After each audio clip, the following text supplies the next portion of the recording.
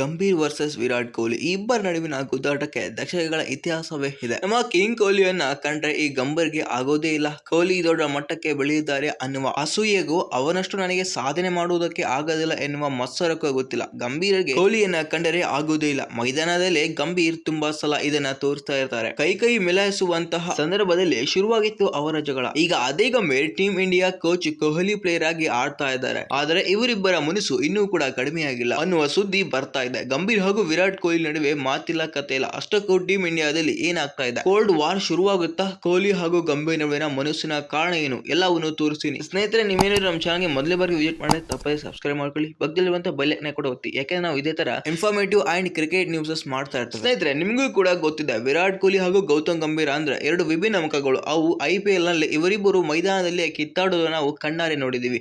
ಆಮೇಲೆ ಇಬ್ಬರು ಒಂದಾದರೂ ತಪ್ಪಿಕೊಂಡ್ರು, ನಕ್ಕರು, ಮಾತನಾಡಿದ್ರು, ಅವೆಲ್ಲ ನಾವು ಖುಷಿ ಪಟ್ಟಿದ್ವಿ. ಆದ್ರೆ ಕೆಲವು ಕ್ಯಾಮರಾಮನ್ಗಳ ಮುಂದಿನ ನಾಟಕಗಳ ಒಳಗೆ ಆ ದ್ವೇಷದ ಜ್ವಾಲಾಮುಖಿ ಹಾಗೆ ಇತ್ತ ಅನ್ನುವ ಅನುಮಾನ ಶುರುವಾಗಿದೆ. ಈಗ ಟೀಮ್ ಇಂಡಿಯಾದ ಇಂಗ್ಲೆಂಡ್ ನಲ್ಲಿದೆ. ಮೊದಲ ಮ್ಯಾಚ್ ಭಾರತ ಗೆದ್ದಿದೆ. ಆದರೂ ಈ ತಂಡಕ್ಕೂ ಮುನ್ನ ಬರ್ಮಿಂಗ್ಹ್ಯಾಮ್ ನಲ್ಲಿ ನಡೆದ ಪ್ರಾಕ್ಟೀಸ್ ಸೆಕ್ಷನ್ ನಲ್ಲಿ ನಡೆದ ಘಟನೆಗಳು ಮಾತ್ರ ಭಾರಿ ಚರ್ಚೆಗೆ ಗ್ರಾಸವಾಗಿದೆ. ಪ್ರಾಕ್ಟೀಸ್ ಸಂದರ್ಭದಲ್ಲಿ ಹೆಡ್ ಕೋಚ್ ಗಂಭೀರ್ ಮೈದಾನದಲ್ಲಿ ಕಾಣಿಸಿಕೊಂಡಿದ್ರು. ಅವರು ರೋಹಿತ್ ಶರ್ಮಾ ಜೊತೆ ಮಾತನಾಡ್ತಾ ಇದ್ರು. ಆಮೇಲೆ ಕ್ಯಾಪ್ಟನ್ ಶುಭ್ಮನ್ ಗಿಲ್ ಜೊತೆ ಪಿಚ್ ಹೇಗಿದೆ ಅಂತ ನೋಡೋದಕ್ಕೆ ಹೋದ್ರು. ಅಲ್ಲಿಯೂ ಅವರ ಜೊತೆ ಮಾತನಾಡಿದ್ರು. ಫೀಲ್ಡಿಂಗ್ ಗಂಭೀರ್ ಆಕ್ಟಿವ್ ಆಗಿದ್ರು. ಆದ್ರೆ ವಿರಾಟ್ ಕೊಹ್ಲಿ ಜೊತೆ ಗಂಭೀರ್ ಒಂದೇ ಒಂದು ಮಾತನಾಡಲಿಲ್ಲ. ಆ ದೃಶ್ಯಗಳನ್ನು ನೋಡಿದವರಿಗೆ ಅರ್ಥವಾಗೋಕೆ ಶುರುವಾಯಿತು, ಏನೋ ಒಂದು ಸರಿ ಇಲ್ಲ ಅಂತ. ನಿಮಗೆ ಗೊತ್ತಿರಲಿ, ಮೈದಾನದಲ್ಲಿ ಪ್ರಾಕ್ಟೀಸ್ ಮಾಡುವಾಗ ನೆಟ್ ನಲ್ಲಿ ಯಾರು ಮೊದಲು ಬ್ಯಾಟಿಂಗ್ ಮಾಡಬೇಕು ಅಂತ ಒಂದು ಬೋರ್ಡ್ ಮೇಲೆ ಆರ್ಡರ್ ಬರ್ತಿರ್ತಾರೆ.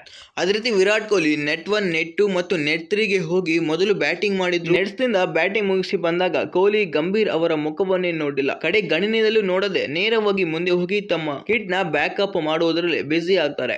ಗಂಭೀರ್ ಕೂಡ ವಿರಾಟ್ ಕೊಹ್ಲಿ ಕಡೆ ಹೋಗಲ್ಲ. ಈ ಇಡೀ ಸೆಷನ್ ನಲ್ಲಿ ಗಂಭೀರ್ ಹಾಗೂ ಕೊಹ್ಲಿ ನಡುವೆ ಮಾತುಕತೆ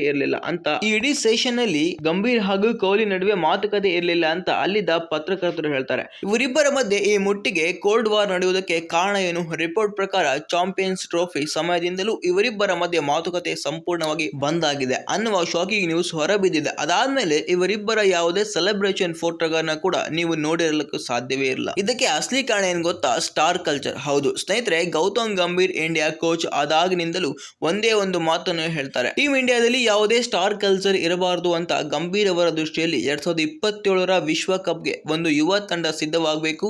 ಆ ಭವಿಷ್ಯದಲ್ಲಿ ದೃಷ್ಟಿಯಿಂದ ರೋಹಿತ್ ಶರ್ಮಾ, ವಿರಾಟ್ ಕೊಹ್ಲಿ ಅವರು ಆಡೋದು ಗಂಭೀರನಿಗೆ ಇಷ್ಟನೇ ಇರಲಿಲ್ಲ ಅನ್ನುವ ಮಾತು ಕೂಡ ಕೇಳಿ ಬರ್ತಾ ಇದೆ. ಗಂಭೀರ್ ಅದೇ ದುರ್ವರ್ತನೆಯಿಂದ ಟೀಮ್ ಇಂಡಿಯಾ T20ಯಲ್ಲಿ ವೈಟ್ ವಾಶ್ ಆಯ್ತು ಅನ್ನೋದನ್ನ ಎಲ್ಲರೂ ಒಪ್ಪಿಕೊಳ್ತಾರೆ. IPL ನಲ್ಲಿ ಎಲ್ಲಾ ಯುವಕರು ಚೆನ್ನಾಗಿ ಆಡ್ತಾರೆ, ಆದ್ರೆ ಇಂಗ್ಲೆಂಡ್ ನಂತಹ ಪಿಚ್ ಗಳಲ್ಲಿ ಬಾಲ್ ಎಲ್ಲಿಂದ ಬಂದು ಎಲ್ಲಿಗೆ ಹೋಗುತ್ತದೆ ಅನ್ನೋದಕ್ಕೆ ಅವರಿಗೆ ಗೊತ್ತಾಗೋದಿಲ್ಲ. ಅಂತಹ ಟೈಮ್ ನಲ್ಲಿ ಅನುಭವ ಅನ್ನೋದು ಬೇಕೇ ಬೇಕು. ಅನುಭವ ಎಷ್ಟು ಮುಖ್ಯ ಅನ್ನೋದನ್ನು T20 ಸರಣಿಯಲ್ಲಿ ಎಲ್ಲರಿಗೂ ಗೊತ್ತಾಗಿದೆ. ಆದರೂ ಗಂಭೀರನಿಗೆ ತನಗಿಂತ ಮೇಲೆ ಯಾರು ಇರಬಾರದು ಅನ್ನುವ ಸ್ವಾರ್ಥ ಇದೆ. ಗಂಭೀರ್ ವರ್ತನೆ ಕೊಹ್ಲಿಗೆ ಚೂರು ಕೂಡ ಇಷ್ಟವಾಗುವುದಿಲ್ಲ. ಮೈದಾನದಲ್ಲಿ ತನಗೆ ಟಕ್ಕರ್ ಕೊಡುವವರಿಗೆ ಯಾವ ರೀತಿ ಉತ್ತರ ಕೊಡ್ತಾರೆ ಅನ್ನೋದನ್ನ ಎಲ್ಲರಿಗೂ ಗೊತ್ತೇ ಇದೆ. ಹೀಗೆ ಗಾಂಚಾಲಿ ಬುದ್ಧಿ ತೋರಿಸುವ ಗಂಭೀರನ ಬಿಡ್ತಾರ ಹೇಳಿ?